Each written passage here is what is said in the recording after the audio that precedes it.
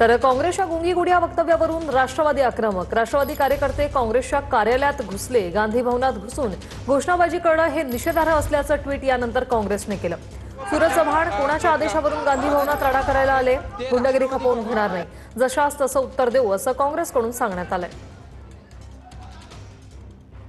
नेमकं काय म्हटलंय ट्विटमध्ये पाहूया. एनसीपीच्या गुंड कार्यकर्त्यांनी काँग्रेस कार्यालयात घुसून घोषणाबाजी करणं, दहशत माजवण्याचा प्रयत्न करणं निषेधार्ह आहे. बीडमध्ये दडपशाही करून यांचं मन भरत नाही तर मुंबई आणि राज्यभर गुंड पाळून राष्ट्रवादी बदनाम कोण करतंय?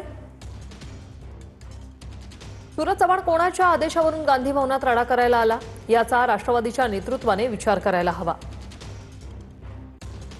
उपमुख्यमंत्री सुनीतराव पवार यांच्याबद्दल आदर आहे. जनतेच्या हिताचं रक्षण करण्यासाठी दुर्गेचं रूप धारण करावं. आमच्या कार्यालयात येऊन केलेली गुंडगिरी खपवून घेणार नाही, जशास तसं उत्तर देण्यात येईल असं काँग्रेसकडून सांगण्यात आलंय.